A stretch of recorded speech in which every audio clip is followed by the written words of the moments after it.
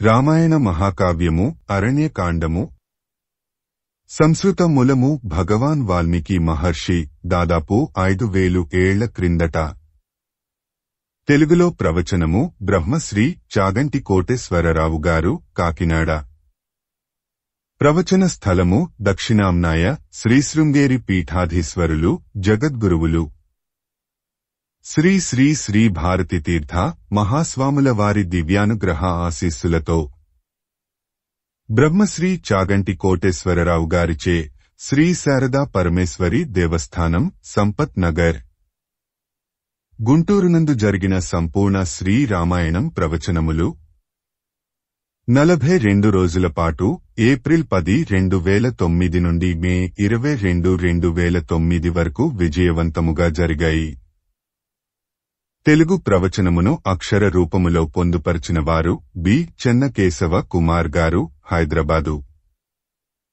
చిత్రలేఖనము, అనేక సేకరణలు. వీడియో చేసినవారు కంచి త్యాగరాజులు, 2024వ సంవత్సరము. వాల్మీకి రామాయణము అరణ్యకాండము 75 సర్గలు. చిత్రకూట పర్వతములు దాటి దండకారణ్యములో ప్రవేశించిన సీతారామలక్ష్మణులు. అరణ్యకాండము. రాముడు ఆ అరణ్యంలో తాపసులు ఉండేటటువంటి ప్రదేశం వైపునకు వెళ్లాడు. పుణ్యేహ చ నియత ఆహారేహ శోభితం పరమ ఋషిభ్యః తద్బ్రహ్మ భవన ప్రఖ్యం బ్రహ్మఘోష నినాదితం బ్రహ్మ విద్భ్యః మహాభాగయః బ్రాహ్మణేః ఉపశోభితం. ఆ ఆశ్రమాలలో ఉండేటటువంటి ఋషులు ఆకలిని జయించి నియమముతో కూడిన ఆహారమును తినేవారు. అందరూ వేదం చదువుకున్నారు. ఆ ఆశ్రమంలో ఎప్పుడూ వేదధ్వని వినపడుతూ ఉండడం వలన ఆశ్రమం బయట నిలబడి చూస్తే ఆ ఆశ్రమంలో బ్రహ్మగారి సభ జరుగుతున్నట్టు అనిపిస్తుంది. ఆ ఆశ్రమము దగ్గర యజ్ఞములలో వాడే సృక్కు, స్రువము మొదలైన పరికరాలు ఉన్నాయి. అలంకారం కోసం సిద్ధం చేయబడ్డ పెద్ద పెద్ద పుష్పమాలికలు ఉన్నాయి. పెరుగు, లాజలు, అక్షతలు మొదలైనవి ఉన్నాయి. రూప సంహననం లక్ష్మీం సౌకుమార్యం సువేషతాం దదృశుర్ విస్మిత ఆకార రామస్య వనవాసినః వైదేహీం లక్ష్మణం రామం నేత్రైర్ అనిమిషైర్ ఇవ ఆశ్చర్యభూతాన్ దదృశుః సర్వే తే వనవాసినః. ఆ ఆశ్రమం దగ్గరికి వచ్చాక రాముడు తన ధనుస్సు యొక్క వింటినారిని విప్పేసి లోపలికి ప్రవేశించాడు.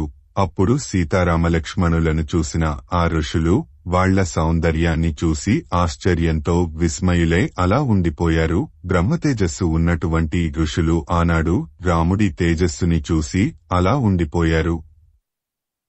అప్పుడా ఋషులు, మహానుభావ, మేము అందరము నీకు నమస్కారం చెయ్యాలి. ఎందుకంటే నువ్వు రాజువి, రాజకుటుంబం నుండి వచ్చినవాడివి. ఇంద్రుడి యొక్క అంశలో 4వ వంతు అంశ రాజులో ఉంటుంది. వనాలలో దూరంగా ఉన్నవాళ్లని, నగరాలలో ఉన్నవాళ్లని రాజు తన శాసనంతో రక్షిస్తాడు. బలం లేనివాడికి రాజు బలం రక్ష, బలం ఉందని చెలరిగిపోయేవాడికి రాజు బలం శిక్ష. రైతులు, వర్తకులు రాజుకి పన్ను కట్టినట్టు మేము కూడా పన్ను కడుతున్నాము. మా తపస్సులో రాజుకి 6వ వంతు వాటా వస్తుంది. నువ్వు ధర్మాత్ముడివి, నీకు ధర్మం తెలుసు. అందుకని నువ్వు మమ్మల్ని రక్షించకపోతే ధర్మం తప్పిన వాడివి అవుతావు. మమ్మల్ని అనేక మంది రాక్షసులు నిగ్రహిస్తున్నారు. అందుకని రామ, నువ్వు మమ్మల్ని ఆ రాక్షసుల నుండి రక్షించాలి అని అన్నారు. అప్పుడు రాముడు వాళ్ల ప్రార్థనలని స్వీకరించి వారు ఇచ్చిన అర్ఘ్యపాద్యములు తీసుకుని సంతోషంతో అక్కడి నుండి బయలుదేరాడు. అలా కొంత దూరం వెళ్ళాక ఒకచోట చీకురువాయువులనే ఈగలు రొద చేస్తూ కనబడ్డాయి. ఈ ఈగలు పులిసిపోయి పడి ఉన్న రక్తాన్ని తినడానికి వస్తాయి. అయితే ఇక్కడికి దగ్గరలోనే ఎవరో ఒక రాక్షసుడు ఉండి ఉంటాడు అని రాముడు లక్ష్మణుడితో అన్నాడు. ఇంతలోనే లోపలికి వెళ్లిపోయిన కళ్లతో, భయంకరమైన కడుపుతో, పర్వతమంత ఆకారంతో, పెద్ద చేతులతో, అప్పుడే చంపిన పెద్ద పూలి తోలుని నెత్తురోడుతుండగా తన ఒంటికి చుట్టుకొని ఒక శూలాన్ని భుజానికి ధరించినవాడై ఆ శూలానికి 3 సింహాలు, 4 పెద్ద పులులు, 2 తోడేళ్లు, 10 జింకలతో పాటు ఒక ఏనుగు తలగుచ్చినవాడే, ఒంటి నిండా మాంసం అంటుకున్నవాడే ఒక రాక్షసుడు వాళ్ల వైపు పరుగెత్తుకుంటూ వచ్చి సీతమ్మని ఒక్క ఉదుటున ఎత్తి తన ఒళ్ళో కూర్చోపెట్టుకుని రామలక్ష్మణులతో ఇలా అన్నాడు. అధర్మచారిణ పాపౌ కౌ యువాం ముని దూషకౌ అహం వనం ఇదం దుర్గం విరాఘో నామ రాక్షసః చరామి సాయుధో నిత్యం ఋషి మాంసాని భక్షయన్ ఇయం నారీ వరారోహ మమ భార్య భవిష్యతి. మీరు అధర్ములు, పాపమైన జీవితం ఉన్నవారు, ముని వేషాలు వేసుకుని భార్యతో ఎందుకు తిరుగుతున్నారు? అందుకే మీ భార్యను నేను తీసేసుకున్నాను. ఇక నుండి ఈమె నాకు భార్యగా ఉంటుంది. అందుకని మీరు ఈ ప్రాంతాన్ని విడిచిపెట్టి వెళ్ళిపోండి. నన్ను విరాధుడు, రాధ అంటే ఆనందం, విరాధ్ అంటే ఆనందానికి వ్యతిరేకం అంటారు. నేను ఈ అరణ్యంలో తిరుగుతూ ఉంటాను. నాకు ఋషుల మాంసం తినడం చాలా ఇష్టమైన పని అన్నాడు. విరాధుని సంహారము. విరాధుని సంహారము. అప్పుడు రాముడు లక్ష్మణుడితో, చూసావా లక్ష్మణ, ఎంత తొందరగా కైకమ్మ కోరిక తీరిపోతోందో, నాకు ఎంత కష్టమొచ్చిందో చూసావా? నా కళ్ల ముందు పరాయివాడు నా భార్యను ఎత్తుకొని తీసుకెళ్లి తన ఒళ్ళో కూర్చోపెట్టుకున్నాడు. నాకు చాలా దుఃఖంగా ఉంది అని ఆ విరాధుడి వైపు చూసి, మమ్మల్ని ఎవరు అని అడిగావు కదా? మేము దశరథ మహారాజు పుత్రులము, మేము రామలక్ష్మణులము. మా తండ్రిగారి మాట మీద అరణ్యాలలో సంచరిస్తున్నాము. అసలు నువ్వు ఎవరు అని రాముడు అన్నాడు. అప్పుడా విరాధుడు, నేను జవుడు అనే ఆయన కుమారుడిని. మా అమ్మ పేరు శతహృద. నేను ఈ అరణ్యంలో తిరుగుతూ అన్నిటినీ తింటూ ఉంటాను అని చెప్పి సీతమ్మని తీసుకువెళ్లే ప్రయత్నంలో ఉండగా రామలక్ష్మణులు అగ్నిశిఖల వంటి బాణములను ప్రయోగం చేశారు. అప్పుడా విరాధుడు ఆవులించేసరికి ఆ బాణములు కింద పడిపోయాయి. అప్పుడు వారు అనేక బాణములతో ఆ విరాధుడిని బాధపెట్టారు.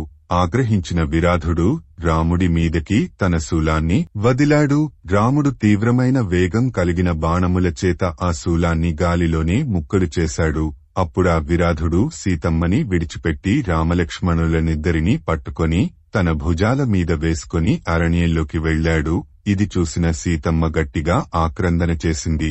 అప్పుడు రాముడు తన బలం చేత ఆ విరాధుడి యొక్క చేతిని విరిచేశాడు. లక్ష్మణుడు మరో చేతిని ఖండించేసరికి విరాధుడు కిందపడ్డాడు. కిందపడ్డ విరాధుడిని రామలక్ష్మణులు తీవ్రంగా కొట్టారు. పైకి కిందకి పడేశారు. అయినా వాడు చావలేదు. ఇలా లాభం లేదు, ఇక వీడిని పాతిపెట్టాల్సిందే అని రాముడు లక్ష్మణుడితో, ఏనుగుని పట్టడానికి తవ్వే ఒక పెద్ద గొయ్యి తవ్వమని ఆ విరాధుడి కంఠం మీద తన పాదాన్ని తొక్కిపెట్టి ఉంచాడు. అప్పుడు విరాధుడు వేసిన కేకలకి ఆ అరణ్యం అంతా కదిలిపోయింది. కొంతసేపటికి లక్ష్మణుడు గోతిని తవ్వేశాడు. అప్పుడా విరాధుడు, నేను తపస్సు చేత బ్రహ్మగారి వరం పొందాను. అందువలన నన్ను అస్త్రశస్త్రములు ఏమి చెయ్యలేవు. నాకు ఇప్పుడు అర్థమయింది. నువ్వు కౌసల్య కుమారుడవైన రాముడివి, నీ భార్య వైదేహి, నీ తమ్ముడు లక్ష్మణుడు అని. నేను ఒకప్పుడు తుంబురుడు అనే పేరు కలిగిన గంధర్వుడిని. కాని నాకు రంభ అనే అప్సరస మీద కలిగిన కామము వలన కుబేరుడి సభకి వెళ్లలేదు. ఆగ్రహించిన కుబేరుడు నన్ను భయంకరమైన రాక్షసుడిగా జన్మించమని శపించాడు.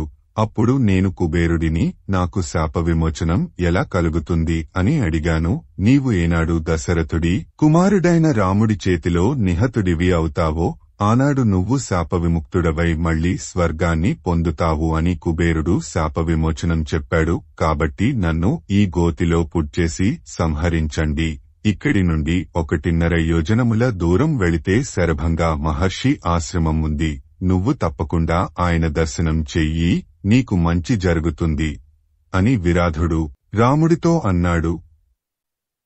తరువాత రామలక్ష్మణులు ఆ విరాధుడిని ఆ గోతిలో వేసి మట్టితో పుడ్చేసి శరభంగ ముని ఆశ్రమానికి వెళ్లారు. వారు శరభంగ ముని ఆశ్రమానికి చేరుకోగానే వాళ్లకి ఆకాశంలో ఒక రథం నిలబడి కనబడింది. ఆ రథానికి ఆకుపచ్చని గుర్రాలు కట్టబడి ఉన్నాయి. ఆ రథం మీద ఒక గొడుగు ఉంది. సూర్యుడో లేక చంద్రుడో వచ్చి నిలబడ్డారా అన్నట్టు ఆ గొడుగు ఉంది. రథం అంతా మెరిసిపోతుంది. ఆ రథం చుట్టూ 25 సంవత్సరములు కలిగిన కొన్ని వందల మందితో సైన్యం నిలబడి ఉంది. వారందరూ పెద్ద ఖడ్గాలు పట్టుకొని దివ్యమైన తేజస్సుతో ఉన్నారు. ఆ రథంలోని ఆసనం పక్కన వింజామరలు పట్టుకొని దేవతా స్త్రీలు నిలబడి ఉన్నారు. కాని ఆ ఆసనం ఖాళీగా ఉంది. ఆ ఆసనం మీద కూర్చోవాల్సిన వ్యక్తి శరభంగ మహర్షితో మాట్లాడుతూ ఉన్నాడు. ఆయన నేలమీద నిలబడి లేడు, గాలిలో నిలబడి ఉన్నాడు.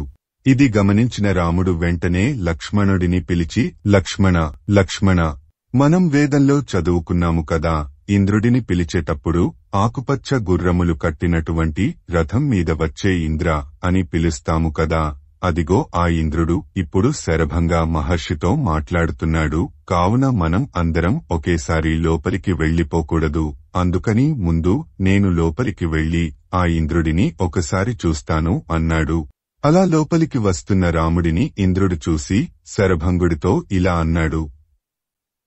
ఇహ ఉపయాతి అసౌ రామో యావన్ మాం న అభిభాషతే నిష్ఠాం నైత తావత్తు తతో మా ద్రష్టుం అర్హతి. రాముడు వచ్చేస్తున్నాడు. రాముడి వంక నేను చూడను, మాట్లాడను. ఎందుకంటే ముందు రాముడు సాధించవలసిన గొప్ప దేవకార్యం ఒకటి ఉంది. అప్పుడు నేను వచ్చి రాముడిని అభినందిస్తాను. ఇక సెలవు మహర్షి అని వెళ్లిపోయాడు. అప్పుడు రాముడు సీతమ్మని, లక్ష్మణుడిని తీసుకుని శరభంగ ముని ఆశ్రమంలోనికి వెళ్లి తన 2 చెవులని పట్టుకుని శరభంగుడికి తన ప్రవర చెప్పి, నేను రాముడిని వచ్చాను అని అన్నాడు. సీతారామలక్ష్మణులు శరభంగ మహాముని ఆశ్రమమును సందర్శించుట. సీతారామలక్ష్మణులు శరభంగ మహాముని ఆశ్రమమును సందర్శించుట. ముని ఆశ్రమాలలో సీతారాములు. రామ, నాకు తెలుసు నువ్వు వస్తున్నావని. నేను నా తపఃశక్తితో ఇంద్రలోకాన్ని, బ్రహ్మలోకాన్ని గెలిచాను. అందుకని నన్ను తీసుకువెళ్లడానికి ఇంద్రుడు స్వయంగా వచ్చి నన్ను రమ్మన్నాడు. కాని నాకు ప్రియమైన అతిథి వచ్చాడు, అతనికి ఆతిథ్యం ఇచ్చాక వస్తాను అన్నాను. రామ, నేను నా తపఃశక్తితో గెలుచుకున్న లోకాలని నీకు ధారపోసేస్తాను. యథేచ్ఛగా సీతాలక్ష్మణులతో కలిసి విహరించు అని శరభంగుడు అన్నాడు. ఈ మాటలు విన్న రాముడు, మహానుభావ, మీరు తపస్సు చేసి నాకు ధారపోయడమేమిటి? నాకు ఎక్కడ ఆశ్రమం కట్టుకోవాలో చెప్పండి చాలు, అక్కడ నేను తపస్సు చేసుకుంటాను అన్నాడు. రాముడి మాటలకు సంతోషించిన శరభంగుడు, ఇక్కడికి దగ్గరలో సుతీక్షుడు అనే మహర్షి ఉన్నారు, నువ్వు ఆయనని దర్శించు. రామా, నీకు ఒక విచిత్రమైన కార్యం చూపిస్తాను, అలా నిలబడి చూడు. నా శరీరం జర్జరీభూతం ముసలిదైపోయి ముడతలు పడిపోయింది అయిపోయింది కనుక ఈ శరీరాన్ని అగ్నిలో కాలుస్తాను అని చెప్పి ఆ అగ్నిహోత్రంలో నెయ్యి వేసి తన శరీరాన్ని ఆ అగ్నిలో వేశాడు. తస్య రోమాని కేశాం చ తదా వహ్న్యః మహాత్మనః జీర్ణం త్వచం తదార్జీని యచ్చ మాంసం చ శోణితం. ఈ సన్నివేశాన్ని చూసిన సీతారామలక్ష్మణులు ఆశ్చర్యంతో అలా ఉండిపోయారు. ఆ అగ్నిలో శరభంగుడి వెంట్రుకలు, శరీరం, రక్తం, ఎముకలు కాలిపోయాయి. తరువాత ఆ శరభంగుడు ఆ అగ్ని నుండి కౌమారంతో ఉన్న శరీరముతో బయటికి వచ్చి ఋషులు, నిత్యాగ్నిహోత్రులు పొందే లోకాలని దాటి బ్రహ్మలోకములోకి వెళ్లిపోయాడు. బ్రహ్మలోకములో సింహాసనం మీద కూర్చుని ఉన్న బ్రహ్మగారు లేచి, మహానుభావ శరభంగా, స్వాగతం, సుస్వాగతం అన్నారు.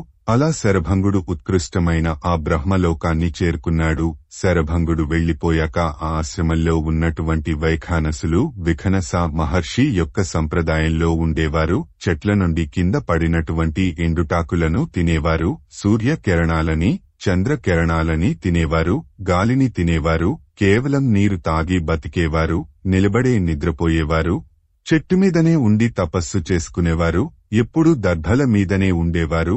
ఇలా రకరకములైన నియమములతో తపస్సు చేసుకుంటూ ఆ శరభంగముని ఆశ్రమంలో ఉండేవారు. శరభంగుడు వెళ్లిపోయాక ఆ మహర్షులందరూ రాముడి చుట్టూ చేరి, రామ, ఇక్కడ తపస్సు చేసుకుంటున్న మమ్మల్ని రాక్షసులు ఇబ్బంది పెడుతున్నారు. మేము సంపాదించుకున్న తపఃశక్తితో రాక్షసులని నిగ్రహించగలము, కాని మేము జితఃక్రోధులం, కోపాన్ని జయించిన వాళ్లము. ఆ రాక్షసులు అజ్ఞానంతో ఈ శరీరాన్ని బాధ పెడుతుంటారు. మేము వారి అజ్ఞానాన్ని మన్నించాము. మేము ఎప్పుడూ మా తపఃశక్తిని మాకోసం ఉపయోగించలేదు. నువ్వు మాకు తల్లిలాంటి వాడివి. మేము నీ కడుపులో ఉన్న పిండంలాంటి వాళ్లము. మాకు ఒకరికి చెప్పుకోవడం కూడా చేతకాదు. నువ్వు క్షత్రియుడవి కనుక మమ్మల్ని రక్షించడం నీ ధర్మం. నీ దగ్గర ధర్మం పుష్కలంగా ఉంది. నీకు సత్యం యొక్క ధర్మం యొక్క స్వరూపం తెలుసు. సత్యధర్మములను రెండిటినీ అనుష్ఠానము చేయడము తెలుసు. తల్లి బిడ్డలని రక్షించినట్టు రాజు అరణ్యాలలో ఉన్న ఋషులని రక్షించాలి. అందుకని నీకు చెప్పుకుంటున్నాము రామ. ఏహి పశ్య శరీరాణి మునీనాం భావిత ఆత్మన హతానాం రాక్షసయః ఘోరయః బహూనాం బహుధావనే.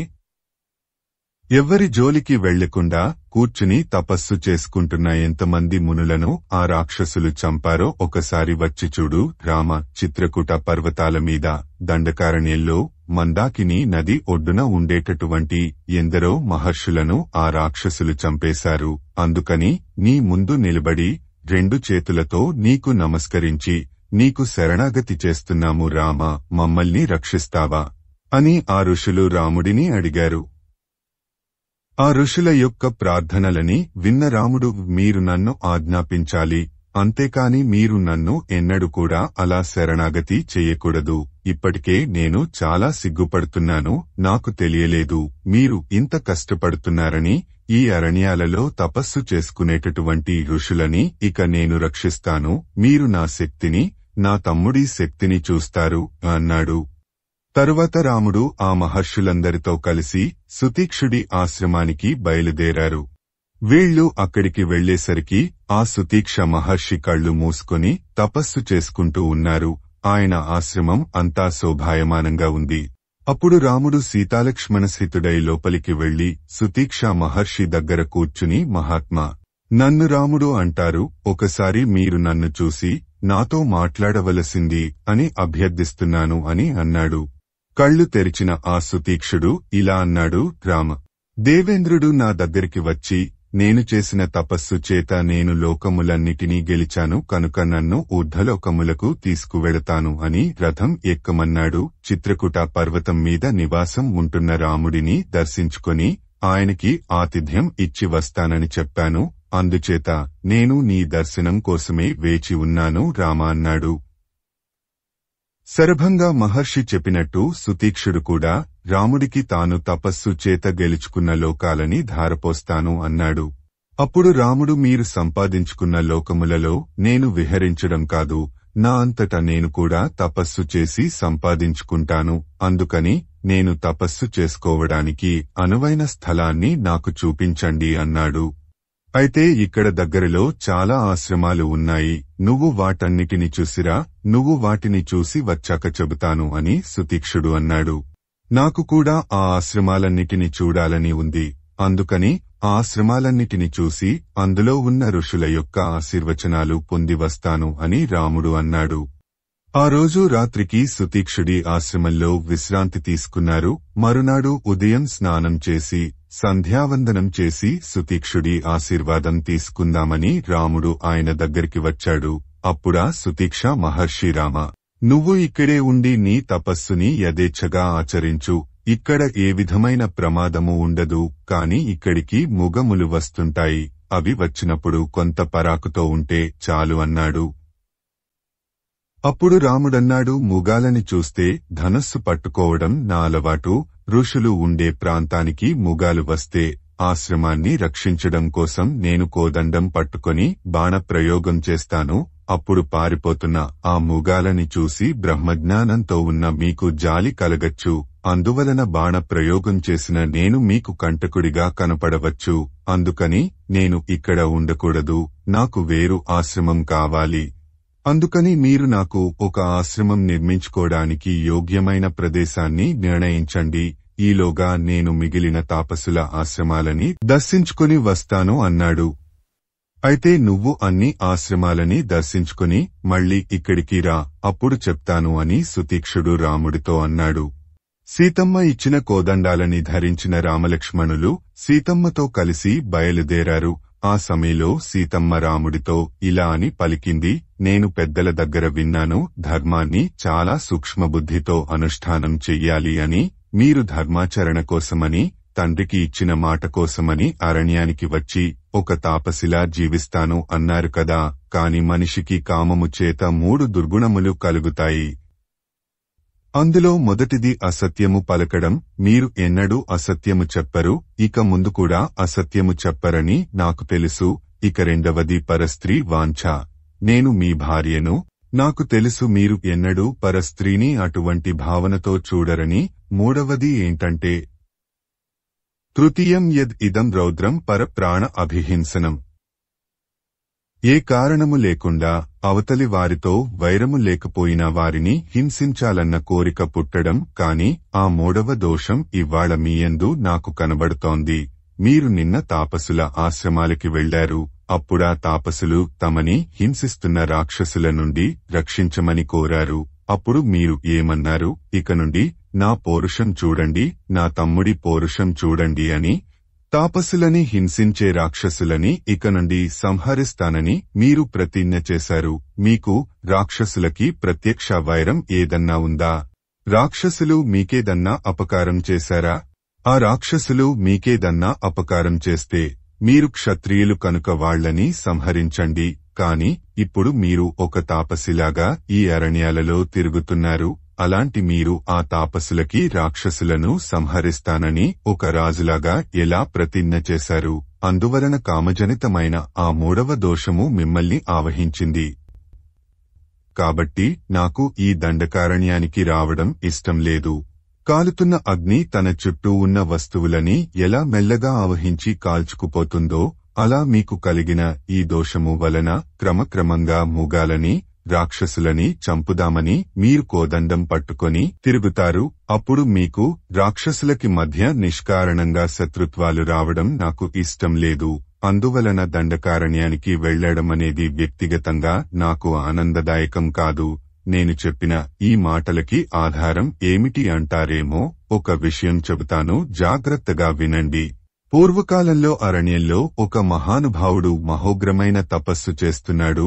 ఆయన తపస్సుని పాడుచేద్దామని ఇంద్రుడు ఒక యోధుడి వేషాన్ని ధరించి ఒక పెద్ద ఖడ్గాన్ని పట్టుకొని ఆయన దగ్గరికి పరుగెత్తుకుంటూ వచ్చాడు. అయ్యా, నేను ఆపదలో ఉన్నాను, నేను సైనికుడిని అని తెలిసి కొంతమంది నన్ను తరుముకుంటూ వస్తున్నారు. అలా తెలియకుండా ఉండాలంటే నా దగ్గర ఈ ఖడ్గం ఉండకూడదు. కనుక నేను మళ్లీ వచ్చి తీసుకునేదాకా ఈ ఖడ్గాన్ని మీ దగ్గర ఉంచండి అని ఆ యోధుడి వేషంలో ఉన్న ఇంద్రుడు చెప్పి వెళ్లిపోయాడు.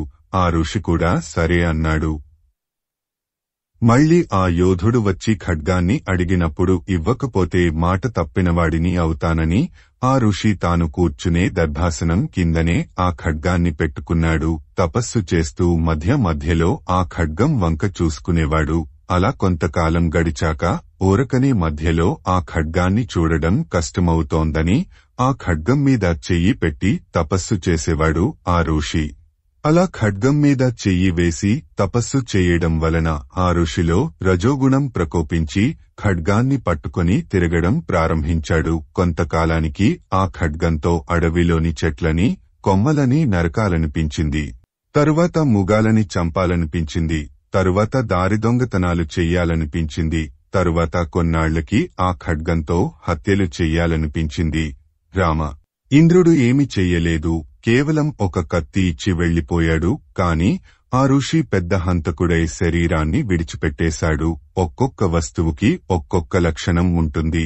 మీరు ఈ కోదండం, బాణాలు ఎందుకు పెట్టుకుంటున్నారు?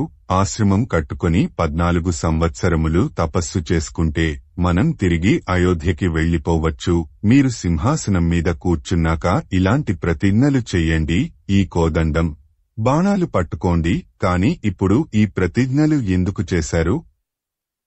మీరు నాతో ఒక మాట అనొచ్చు, నేను రాజుని కాకపోవచ్చు, కాని నేను ఒక క్షత్రియుడిని, అందుకని నేను కోదండాన్ని పట్టుకోవడంలో తప్పులేదు అని. మిమ్మల్ని ఎవరైనా ఆర్తితో రక్షించమని పిలిస్తే వారిని మీరు రక్షించండి, తప్పులేదు. అంతేకాని ఎక్కడో ఋషులని ఎవరో రాక్షసులు ఇబ్బంది పెడుతున్నారని, రాక్షసులందరినీ చంపేస్తానని మీరు ప్రతిజ్ఞ చెయ్యడం నాకు నచ్చలేదు. నేను స్త్రీని కదా. ఒకవేళ నేను అనవసరంగా భయపడి చెప్పకూడని మాట మీకు చెప్పానేమో. మీ తమ్ముడితో ఆలోచించి ఒక మంచి నిర్ణయానికి రండి అని సీతమ్మ రాముడితో అని పలికింది. సీతమ్మ పలికిన పలుకులకి రాముడు ఇలా సమాధానం చెప్పాడు. సీత, రాక్షసులు తమని బాధపెడుతుంటే ఆ ఋషులు రక్షించమని ఆర్తితో శరణాగతి చేశారు. తే చ ఆర్తా దండకారణ్యే మునేః సంసిత వ్రతాః మాం సీతే స్వయం అగమ్య శరణ్యాః శరణం గతాః. నేనేమి వాళ్లని అడగలేదు, వాళ్లంతట వాళ్లి వచ్చి నన్ను శరణాగతి చేశారు. అప్పుడు నేను ఎంత సిగ్గుపడ్డానో తెలుసా? నేను క్షత్రియుడను కనుక వాళ్లకి కష్టం వస్తే ఆ కష్టాన్ని నేను తెలుసుకుని రాక్షస సంహారం చేసి తాపసులు తపస్సు చేసుకునేటట్టు నేను చూడాలి. మీకు కష్టం ఉందా అని నేను వాళ్లని అడగలేదు. నా అంతటా నేను రాక్షస సంహారం చెయ్యలేదు. నేను ఇవేమీ చెయ్యలేదు. వారు నా దగ్గరికి వచ్చి శరణాగతి చేశారు.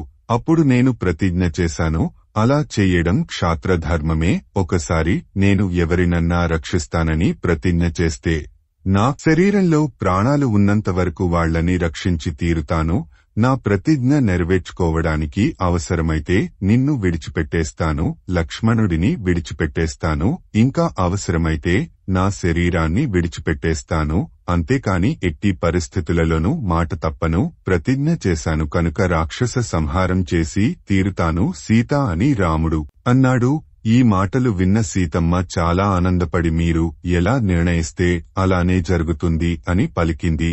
ముందు రాముడు, మధ్యలో సీతమ్మ, చివరన లక్ష్మణుడు నడుచుకుంటూ ఆ అరణ్యంలో వెళుతూ ఒక్కొక్క తాపస ఆశ్రమాన్ని చూస్తున్నారు. వాళ్లతో పాటు కొంతమంది మునులు కూడా కలిసి వస్తున్నారు. అప్పుడు వాళ్లకి ఒక చిత్రమైన పెద్ద సరస్సు కనబడింది.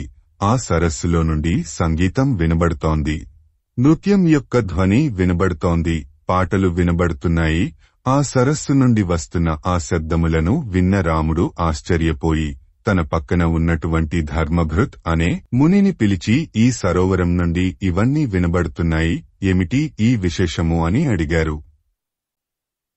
ఇదం పంచ అప్సరో నామ తటాకం సార్వకాలికం నిర్మితం తపసా రామమునినా మాణకర్ణినా. అప్పుడా ధర్మభృత్ ఈ సరోవరాన్ని మాణకర్ణి అనే ఋషి తయారు చేశారు. ఆయన 10,000 సంవత్సరములు వాయుభక్షకుడై తపస్సు చేశాడు.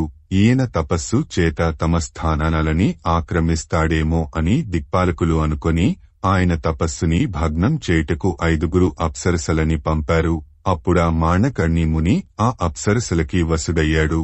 అప్పుడాయన ఒక పెద్ద సరోవరాన్ని నిర్మించి అందులో ఒక పెద్ద అంతఃపురాన్ని నిర్మించాడు. ఆ అంతఃపురం లోపల ఈయన అప్సరసలతో కలిసి క్రీడిస్తూ ఉంటాడు. తన తపఃశక్తితో యవ్వనాన్ని పొంది ఈ 5 రమిస్తూ ఉంటాడు. లోపల ఆ అప్సరసలు పాడుతున్న పాటలు, వాయిస్తున్న వాద్యముల యొక్క శబ్దములే మనకి ఇలా బయటికి వినబడుతున్నాయి రామా అని అన్నాడు. ఇది విన్న రాముడు ఆశ్చర్యపోయి అక్కడి నుండి ముందుకి పయనమయ్యాడు.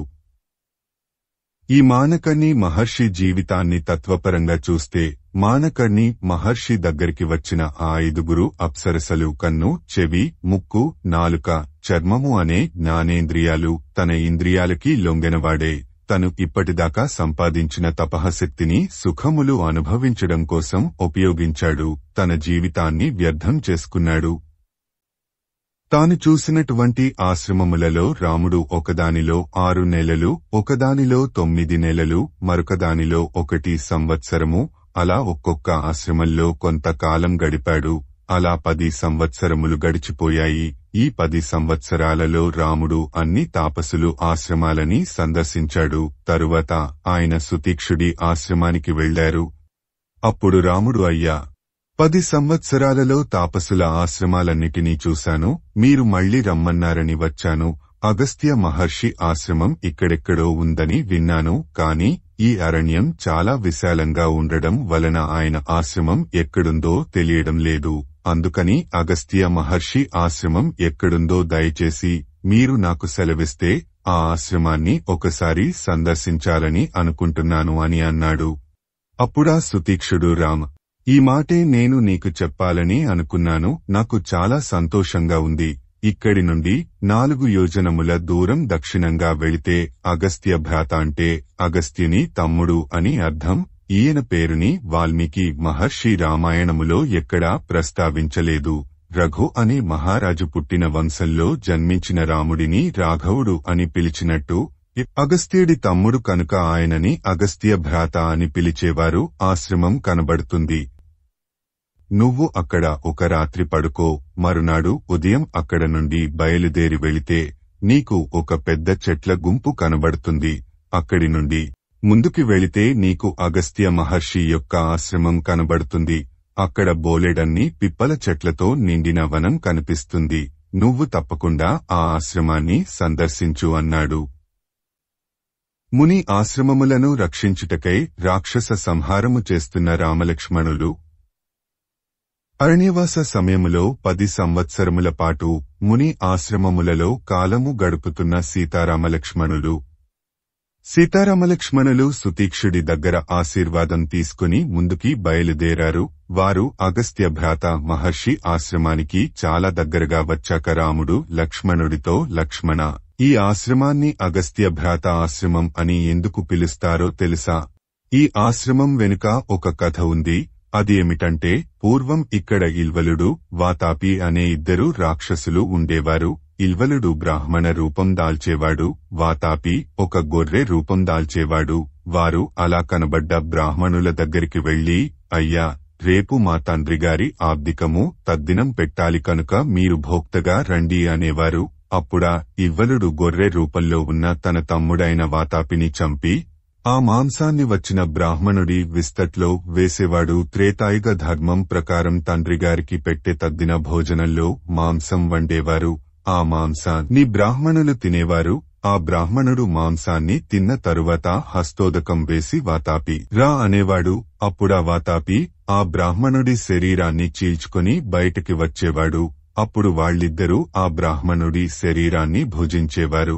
ఇలా చాలా కాలం చాలా మందిని వారు సంహరించారు. ఒకనాడు అటుగా వెళుతున్న అగస్త్య మహర్షిని కూడా మిగతా బ్రాహ్మణుల్ని పిలిచినట్టు పిలిచారు. అగస్త్యుడు త్రికాలవేది కనుక వీళ్లు చేస్తున్న మోసాన్ని గ్రహించాడు. ఇల్వలుడు పిలిచేసరికి అగస్త్య మహర్షి వాళ్ల ఇంటికి వెళ్లి భోజనం చేశాడు. భోజనం చేశాక తన కడుపు మీద చెయ్యి వేసి జీర్ణం జీర్ణం వాతాపి జీర్ణం అన్నారు. ఇది తెలియని ఇల్వలుడు హస్తోదకం పోసి వాతాపి రా అన్నాడు. కుతో నిష్క్రమితుం శక్తిర్ మయా జీర్ణస్య రక్షసః భ్రాతుహతే మేషరూపస్య గతస్య యమ సాధనం. నీ తమ్ముడిని జీర్ణం చేసుకుని యమలోకానికి పంపించేశానురా అని అగస్త్య మహర్షి ఇల్వలుడితో అన్నారు. ఆగ్రహించిన ఇల్వలుడు ఘోరమైన రూపాన్ని దాల్చి అగస్త్య మహర్షి మీద పడ్డాడు. అప్పుడు అగస్త్యుడు ఒక హుంకారం చేసేసరికి ఆ ఇల్వలుడు గూడిదై పడిపోయాడు. ఆ వాతాపిని, ఇల్వలుడిని అగస్త్య మహర్షి సంహరించిన ప్రదేశమే ఈ అగస్త్య భ్రాత యొక్క ఆశ్రమం. లక్ష్మణ అని రాముడు అన్నాడు. అగస్త్య భ్రాత ఆశ్రమము యొక్క వృత్తాంతం విన్నాక అందరూ ఆ ఆశ్రమంలోనికి వెళ్లారు. వాళ్లకి అగస్త్య భ్రాత ఎదురొచ్చి లోపలికి ఆహ్వానించాడు. అర్ఘ్యపాద్యాలు ఇచ్చాడు. కందమూలాలు, తేనె పెట్టాడు. ఆ రాత్రికి సీతారామలక్ష్మణులు ఆ ఆశ్రమంలో పడుకున్నారు. మరునాడు లేచి అగస్త్య మహర్షి ఆశ్రమానికి దారి చెప్పవలసింది అని అడుగగా, అదిగో మీకు కనపడుతున్న ఆ చెట్లకి ప్రదక్షిణ చేసి దక్షిణ వైపుకి వెళితే మీకు అగస్త్య మహర్షి ఆశ్రమం కనపడుతుంది అని అగస్త్య భ్రాత మహర్షి చెప్పారు. అగస్త్య మహర్షి యొక్క గొప్పతనం ఏంటంటే, ఆయన ఆశ్రమంలో దేవతలకి స్థానాలు ఉన్నాయి. అంటే ఆయన ఆశ్రమానికి దేవతలు వచ్చి తమ తమ స్థానాలలో కూర్చొని అగస్త్యుడిని పూజించి వెళ్లేవారు. అక్కడ శివ స్థానం తప్ప మిగిలిన అన్ని దేవతలకి స్థానాలు ఉన్నాయి. అగస్త్యుడు శివుడిని పూజించేవాడు. ఆయన ఆశ్రమంలో తపస్సు చేసుకునే ఋషులు దివ్య విమానాలలో ఊర్ధ్వలోకాలకి వెళ్లిపోయేవారు. ఆ ఆశ్రమంలోకి అసత్యం చెప్పేవాడు కాని, క్రూరమైన బుద్ధి ఉన్నవాడు కాని, వంచన చేసేవాడు కాని, మరొకరిని పీడించే స్వభావం ఉన్నవాడు కాని ఎప్పుడూ కోరికలతో ఉండేవాడు. కాని ఆ ఆశ్రమంలోకి వెళ్లి కూర్చోవడం అనేది జరగదు. సీతారామలక్ష్మణులు ఆ అగస్త్య ఆశ్రమానికి చేరుకునేసరికి ఆ ఆశ్రమంలో ఎక్కడ చూసిన తడి బట్టలు, నారచీరలు, యజ్ఞయాగాది క్రతువులు చేసుకునే అగ్నివేదికలు, పవిత్రమైన పదార్థాలు, పుష్పమాలికలు మొదలైన వాటితో ఆ ఆశ్రమం రంజిల్లుతోంది.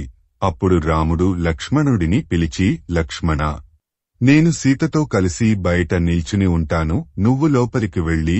రాముడు సీతమ్మతో, లక్ష్మణుడితో మీ ఆశ్రమానికి వచ్చాడు. ఆయన అగస్త్య మహర్షి దర్శనం చేసుకోవాలని అనుకుంటున్నారు, దర్శనం చేసుకోవడానికి అనుగ్రహిస్తారా అని కబురు చెయ్యి అన్నాడు.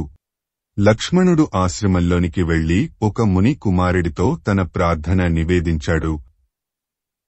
అప్పుడా ముని కుమారుడు అగస్త్య మహర్షితో ఈ విషయం చెప్పగా, నేను ఎప్పటినుంచో సీతారాములని, లక్ష్మణుడిని చూడాలని అనుకుంటున్నాను.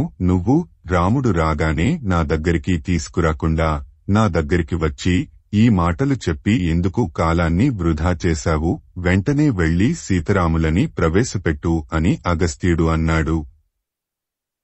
అప్పుడు సీతారామలక్ష్మణులు అగస్త్యుడు ఉండేటటువంటి గదిలోకి వెళుతుండగా కార్తికేయుడు, వరుణుడు, కుబేరుడు, సోముడు, బ్రహ్మ, విష్ణువు, మహేంద్రుడు, వాయువు మొదలైన వారి స్థానములు ఉన్నాయి. ఆ స్థానములలో వారు కూర్చొని అగస్త్యుడిని ఆరాధన చేసి వెళుతున్నారు. అప్పుడు అగస్త్యుడు కోటి సూర్యుల తేజస్సుతో ఆ గది నుండి బయటికి వచ్చారు. ఏవముక్త్వా మహాబాహుంహ అగస్త్యం సూర్యవర్చసం జగ్రాహ ఆపతత్ తస్య పాదౌ చ రఘునందన అభివాద్యతు ధర్మాత్మా తస్థా రామః కృతాంజలః సీతయా సహ వైదేహ్యా తదా రామః స లక్ష్మణః. సూర్యుడిలా వెలిగిపోతున్న ఆ అగస్త్యుడిని చూడగానే రాముడు గబగబా వెళ్లి తన 2 చేతులతో అగస్త్య మహర్షి యొక్క పాదములను పట్టుకుని నమస్కారం చేశాడు. సీతమ్మ, లక్ష్మణుడు ఆయనని చూస్తూ అంజలి ఘటిస్తూ నిలబడిపోయారు. అప్పుడు అగస్త్య మహర్షి రాముడికి అర్ఘ్యపాద్యాలు ఇచ్చి తాను అగ్నికార్యాన్ని పూర్తి చేసి వస్తానని చెప్పి రాముడిని కూర్చోమన్నారు. కొంతసేపటికి బయటికి వచ్చిన అగస్త్యుడు, నువ్వు వచ్చినప్పుడు నేను గదిలో అగ్నిశాలలో ఎందుకున్నానో తెలుసా రామా? అగ్ని కార్యం జరిగేటప్పుడు అతిథి వస్తే ముందు అగ్ని కార్యాన్ని పూర్తి చెయ్యాలి, తరువాత అతిథిని పూజించాలి. ఇలాంటి ధర్మాన్ని పాటించనివాడు పైలోకాల్లో తన మాంసాన్ని తానే తింటాడు. రామా, నువ్వు లోకములన్నిటినీ పాలించగల రాజువి, ఇవాళ మాకు ప్రియమైన అతిథిగా లభించావు, అందుకని నిన్ను పూజించాను అని రాముడికి వానప్రస్థులకి పెట్టే భోజనాన్ని పెట్టారు. తరువాత ఆయన రాముడికి విష్ణు ధనుస్సుని, బ్రహ్మగారు ఇచ్చిన సూర్య తేజస్సు కలిగిన బాణాన్ని, ఇంద్రుడు ఇచ్చిన 2 అక్షయబాణ తూనీరములు, ఒక బ్రహ్మాండమైన పిడి కలిగిన ఖడ్గాన్ని ఇచ్చి వీటి ద్వారా జయాన్ని పొందు అని ఆశీర్వదించారు. రామయ్యకి అనేక ఆయుధాలను బహుకరిస్తున్న అగస్త్య మహర్షి ఆశ్రమములో సీతారామలక్ష్మణులు, స్వామి, మేము ఎక్కడ ఆశ్రమాన్ని కట్టుకోము అని రాముడు అడుగగా, నిన్ను నేను నాతోపాటే ఈ ఆశ్రమంలోనే ఉండు అని అనాలని అనుకున్నాను. కాని నా తపఃశక్తి చేత నేను నీ మనసులో ఉన్న కోరికని దర్శించాను. నీ కోరిక ఏమిటో నాకు అర్థమయ్యింది. అందుకని రామా, ఇక్కడికి దగ్గరిలో పంచవటి అనే గొప్ప వనం ఉంది. అక్కడ గోదావరి ప్రవహిస్తూ ఉంటుంది. కావున అక్కడ నువ్వు ఆశ్రమాన్ని నిర్మించుకో. అప్పుడు నీ కోరిక తీరుతుంది. ఎవ్వరూ చెయ్యలేని పని చేసింది సీతమ్మ, నువ్వు ఆమెని భద్రంగా కాపాడుకో అన్నారు. సీతారామలక్ష్మణులు అగస్త్య మహర్షి దగ్గర సెలవు తీసుకుని ఆయన చెప్పిన విధంగా పంచవటికి బయలుదేరారు. వారు అలా వెళుతుండగా ఒక చెట్టు మీద పెద్ద పక్షి ఒకటి వాళ్లకి కనబడింది. ఆ పక్షి రాముడిని చూసి, నేను మీతో వస్తాను అని పలికింది. అప్పుడు రాముడు, నువ్వు ఎవరు అని అడుగగా ఆ పక్షి ఇలా చెప్పసాగింది, నేను మీ నాన్నగారైన దశరథ మహారాజుకి స్నేహితుడిని. ప్రజాపతులలో చిట్ట చివరివాడు కశ్యప ప్రజాపతి. ఆయన దక్ష ప్రజాపతి యొక్క 60 కుమార్తెలలో 8 మందిని వివాహం చేసుకున్నాడు. ఆ 8 మందే అదితి, దితి, ధనువు, కాళిక, తామ్ర, క్రోధవశ, మను, అనల. అప్పుడు కశ్యపుడు తన 8 మంది భార్యలని పిలిచి, మీరు క్షేత్రములు కనుక నా యొక్క తేజస్సు చేత నాతో సమానులైన వారిని కనండి అన్నాడు. ఆయన మాటలని కొంతమంది భార్యలు విన్నారు, కొంతమంది వినలేదు. అదితికి 12 మంది ఆదిత్యులు, 8 వసువులు, 11 రుద్రులు, 2 అశ్వినులు జన్మించారు. అలా మొత్తం 33 దేవతలు అదితికి జన్మించారు. దితికి దైత్యులు జన్మించారు. ధనువుకి హయగ్రీవుడు జన్మించాడు.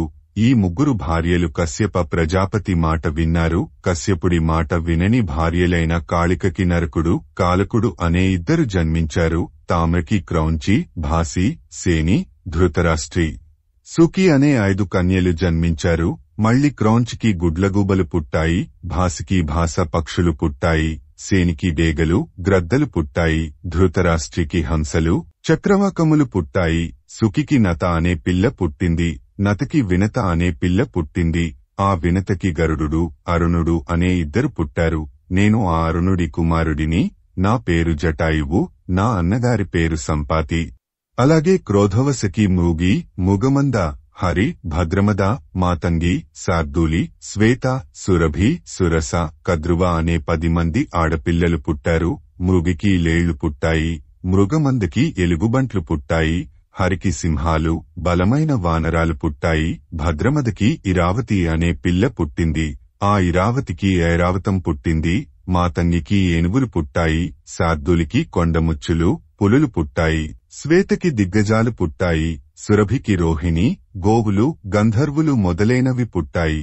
సురసకి అనేక పడగలు కలిగిన నాగపాములు పుట్టాయి. కద్రువకి సాధారణమైన సర్పములు పుట్టాయి. రామ, ఇంతకీ ఇవన్నీ నీకు ఎందుకు చెప్పానో తెలుసా? కనబడేటటువంటి ఈ పక్షులు, మృగాలు, పశువులు అన్నీ కశ్యప ప్రజాపతి సంతానము నుండి వచ్చినవే అని అన్నాడు ఆ జటాయువు. ఇదంతా విన్న రామచంద్రమూర్తి జటాయువుని తమతో పాటే ఉండమన్నాడు. అక్కడి నుండి అందరూ పంచవటికి పయనమయ్యారు. రాముడు, సీతమ్మ, లక్ష్మణుడు, జటాయువు పంచవటిని చేరుకున్నారు. అప్పుడు రాముడు లక్ష్మణుడిని పిలిచి, లక్ష్మణ, అగస్త్య మహర్షి చెప్పిన ప్రదేశానికి మనం చేరుకున్నాము. అందుచేత ఇక్కడ సమతలంగా ఉండి కావలసినంత నీరు దొరికేటటువంటి దర్భలు, పండ్లు, కందమూలాలు, తేనె మొదలైనవి దొరికేటటువంటి, దేవతారాధన చేసుకోవడానికి కావలసిన పుష్ప సమృద్ధి కలిగినటువంటి ప్రదేశాన్ని నిర్ణయించి అక్కడ ఒక పర్ణశాలని నిర్మించు అన్నాడు. పర్వాన్ అస్మి కాకుత్సత్వయి వర్షశతం స్థితే స్వయం తు రుచిరే దేశే క్రియతాం ఇతి మాం వద. అప్పుడు లక్ష్మణుడు, స్వామి, నన్ను నిర్మించమని చెప్తావేంటి? నిర్మించేవాడిని నేను కాదు. 100 సంవత్సరములకు కూడా నువ్వు ఆజ్ఞాపించాలి. నేను నీ ఆజ్ఞని పాటించాలి.